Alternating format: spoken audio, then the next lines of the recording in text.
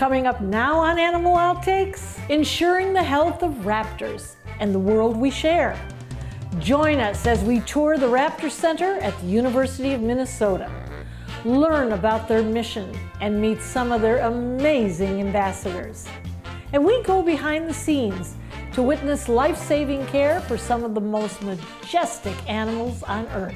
And later in the show, we introduce you to Cody, the coatimundi, a wild animal by nature who has found a special place to call home. Plus a critical step in a continued effort to save a species from extinction. Meet the newest baby rhinoceros at Zoo Tampa. This and much more straight ahead on Animal Outtakes.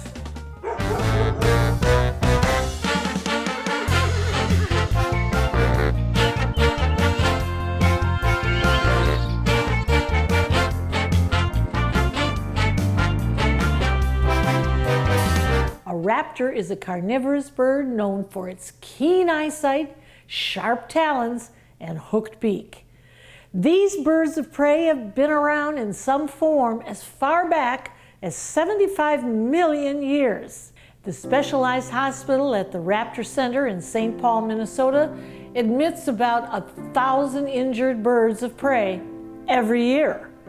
From surgery to flight reconditioning, specialists do everything they can to release these animals back into the wild. And as we learned, every bird that comes in has a story to tell about what's going on in our environment.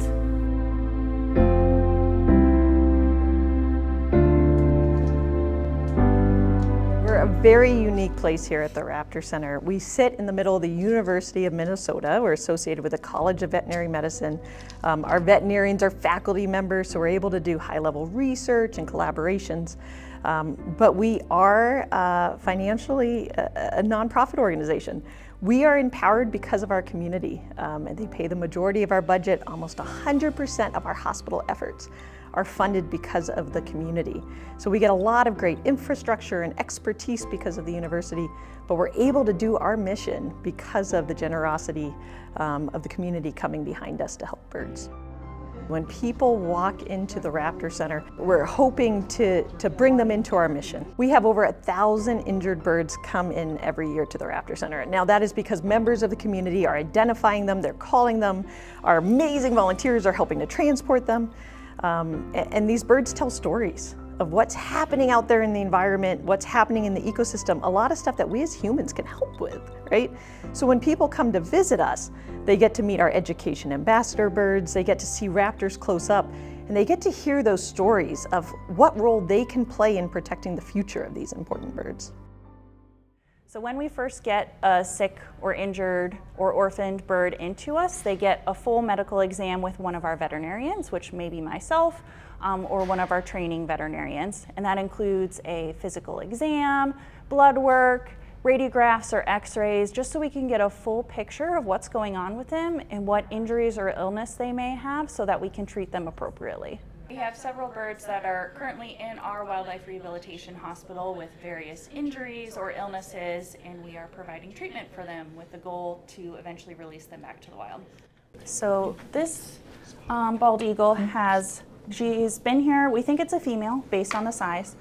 For bald eagles and actually all birds of prey, the female is actually a little bit larger than the male, which is different than other species. So we believe this bird is a female. It was born this year, and we can tell that by its feather growth. When it came in, it was still growing in some of its baby feathers, so we know that it was hatched this calendar year. And this bird has been in care for about 3 weeks. It was found in the Twin Cities metro area, just on the ground, not able to fly. And on our initial intake exam and x-rays, this bird actually had sustained several different serious injuries. We don't know exactly how it happened. No one saw this bird get injured. But this bird has a broken major metacarpal bone. It's kind of the bone at the very tip of the wing, and that bone is broken in 2 places. And that's what this splint is for.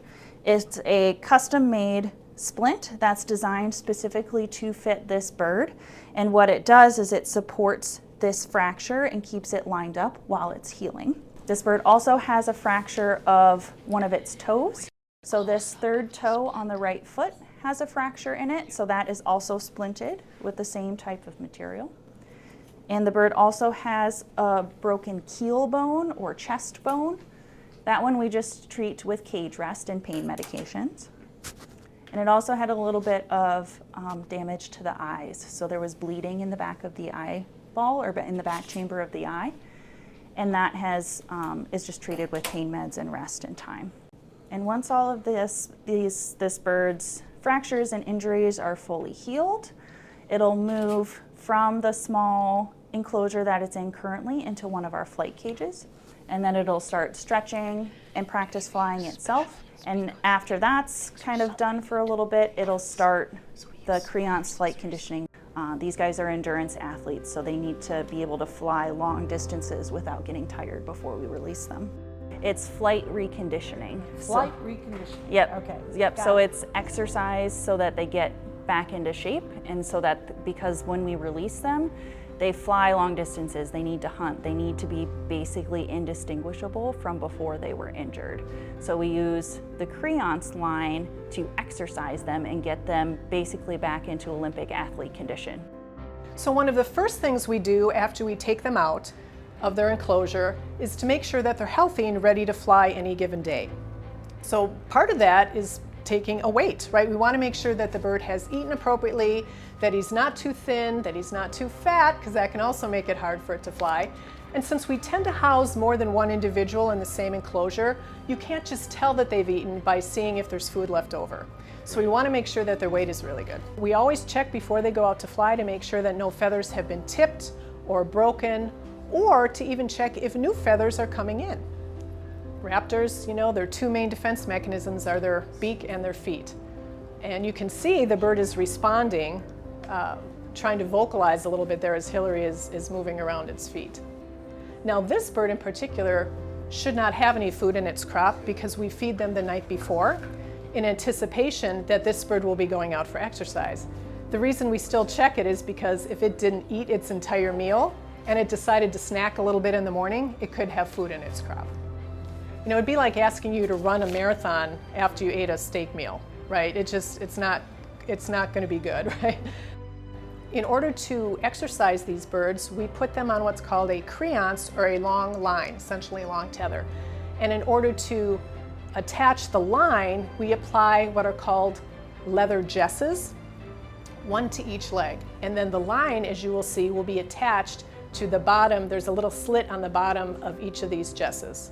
These jesses will only stay on when the birds are exercised. When they're back in their enclosure, we take them off. The goal is to boost their endurance, so every time they are on Creance, we are exercising them, which is going to condition them for release, which is why we fly them on a large field like this to assess their flight mechanics as well as their endurance. They're going to be going to a clear, empty spot in the field. They'll be gently tossing the bird to get some elevation. And once it's in the air, the bird should spread its wings and start flying. And this is how we evaluate their flight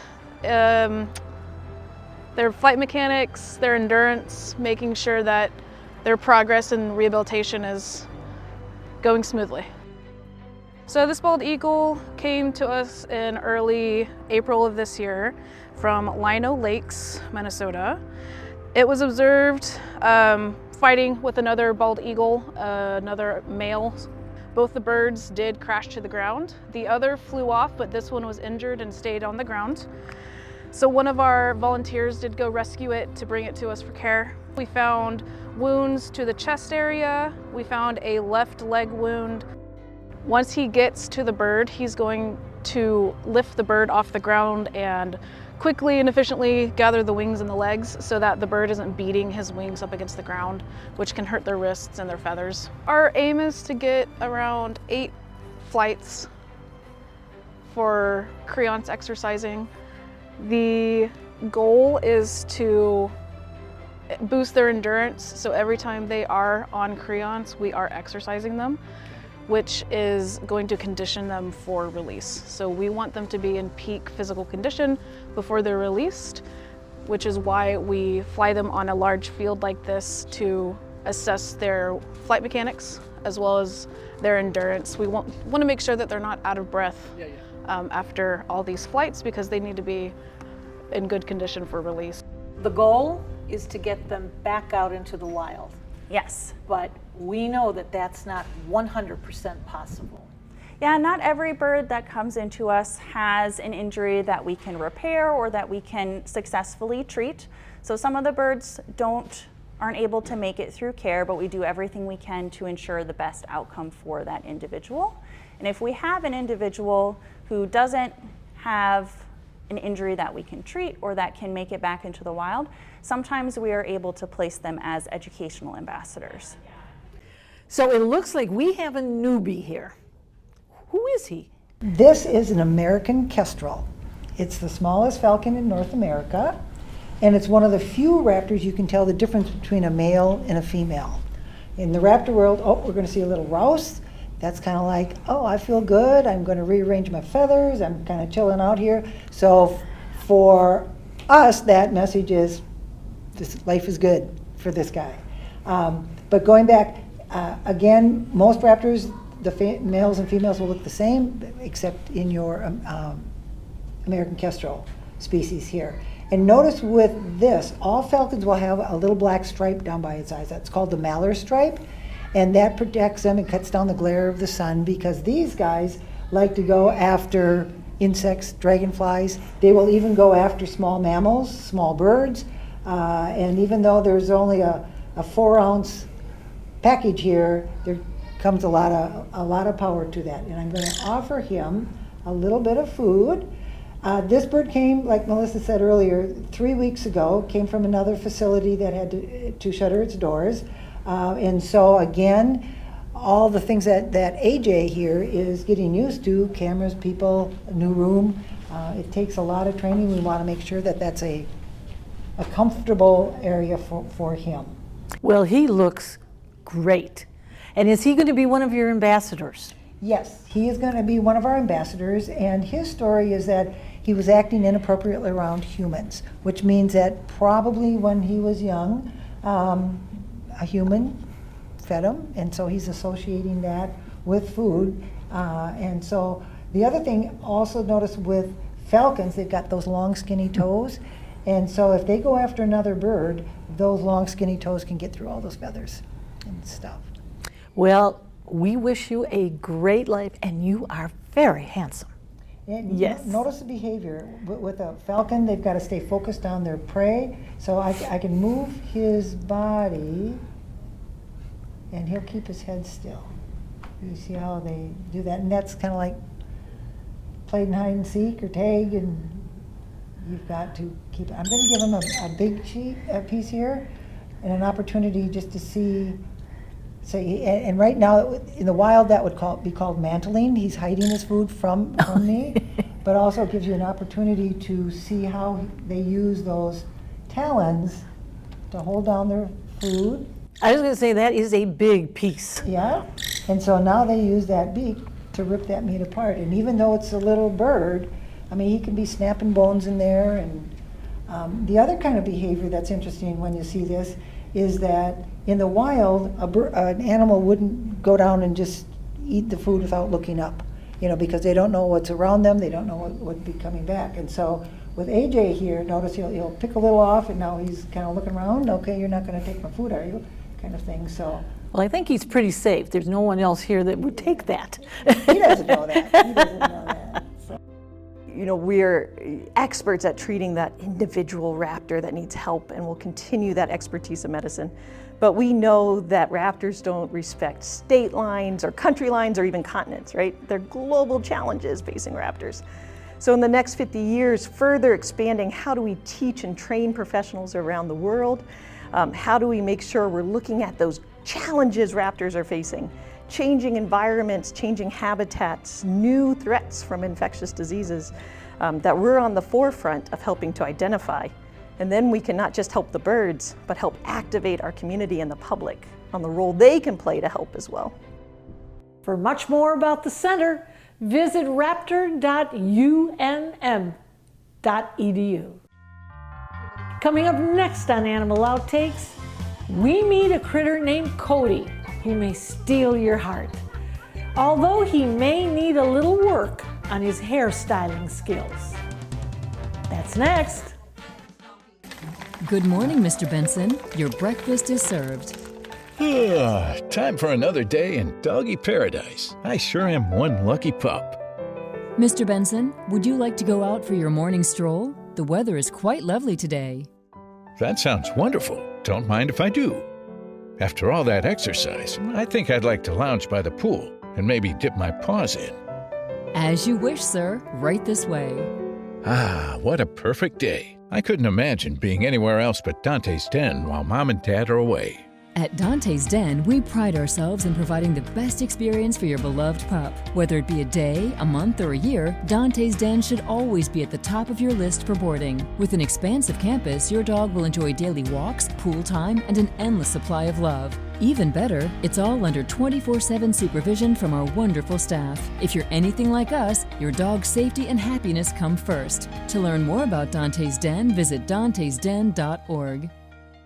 Did you know Moat is helping restore depleted snook populations and has raised and released 30,000 of them into local waterways so far? The more you know about everything Moat's doing to help our oceans, the more you'll understand why Moat matters. Visit moat.org today.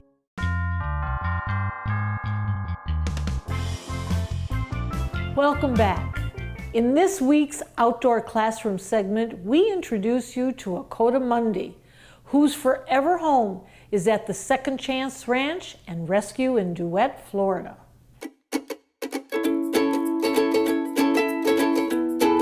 Well, you've taken me into a luxurious lair here. We spoil our animals. Yes, absolutely. And who is this? This is my baby. This is a coatimundi. So these guys actually, there's a couple different species. This guy is a South American coatimundi. These guys actually are what's called a South American raccoon. Even though there's a lot of actual, different characteristics from raccoons. We have North American raccoons here as well. So he actually is also called a ringtail coati.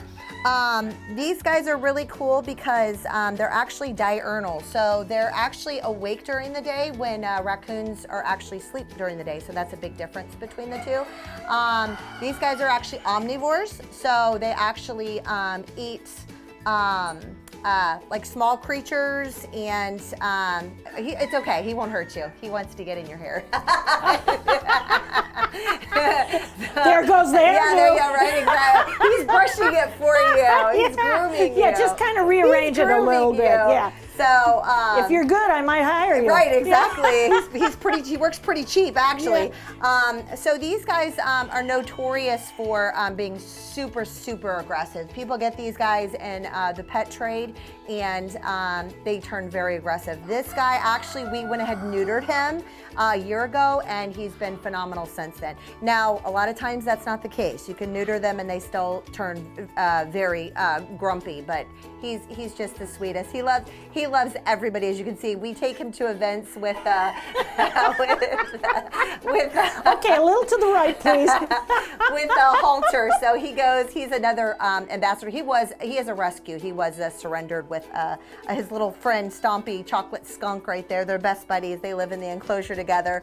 But coatis actually are kicked out of their bands. They live out in the wild in what's called bands of 30 females with their young. These guys get kicked out because they get so aggressive, and they actually live solitary lives. They go back once a year and can breed. As you can see, he loves his mommy. But these guys make really high-pitched squeaks when they're happy. As you can hear the little squeaky noise. So he squeaks a lot when I first come into his enclosure, but he loves to be loved on. These guys live also about close to 14 years. Most of their life is spent in trees. Now they're down foraging and stuff, but a lot of the time they sleep in trees. So that's where he sleeps at night, and he pulls his hammock over his head and sleeps.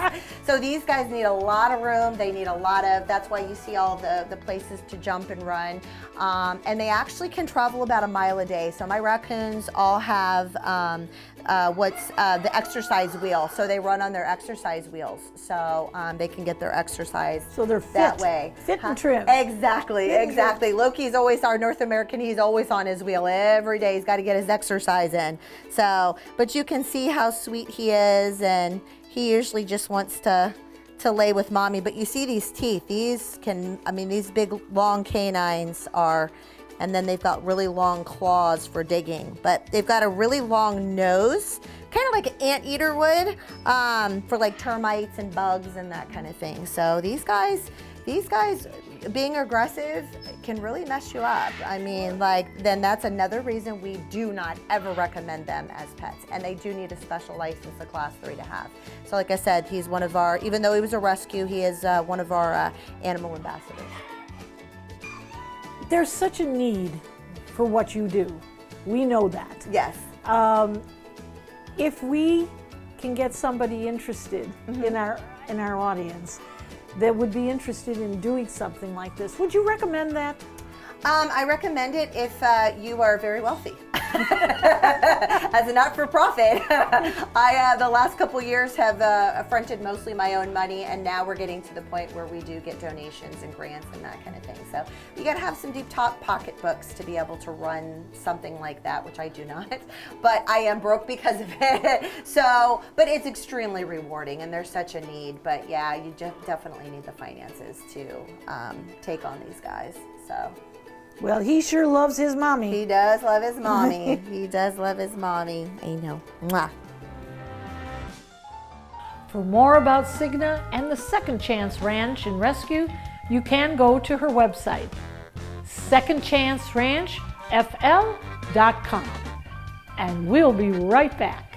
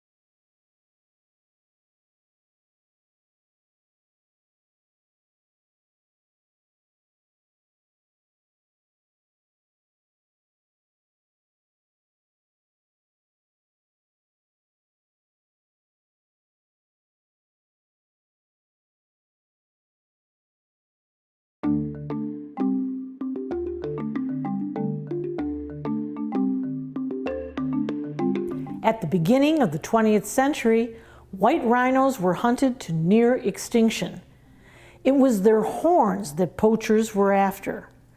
According to Zoo Tampa, there are currently about 16,803 southern white rhinos left in the world across 11 countries in Africa.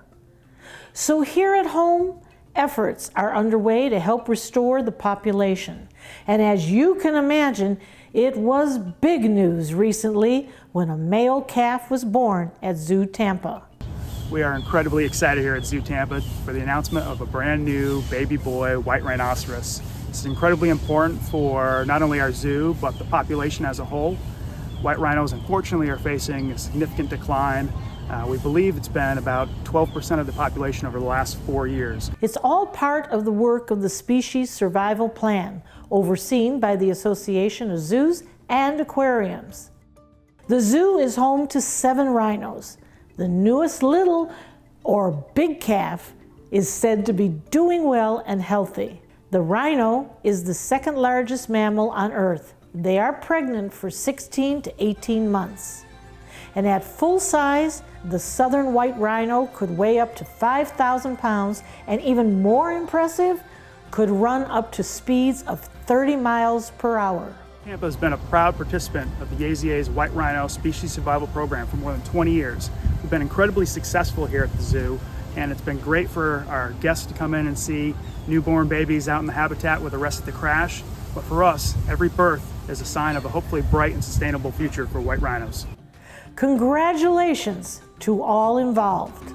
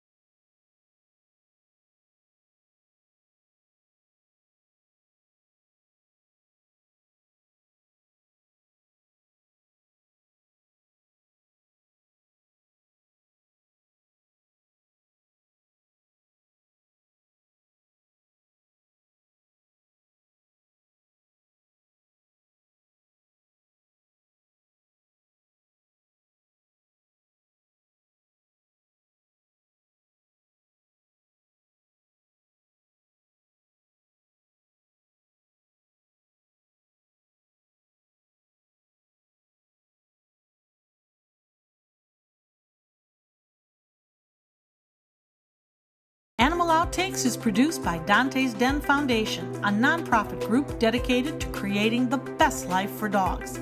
If you would like to learn more about Dante's Den, donate, or volunteer, visit our website, dantesden.org. From all of us here at Dante's Den Foundation, we hope you had fun and learned a thing or two along the way. And we'll be back here again next week with even more animals and some engaging encounters. Until then, thanks for watching. Yeah, right. Your hair must, they like smells, so it must smell like a shampoo or something. Hairspray. Oh, that's what it is. A wild animal by nature. What was in your coffee?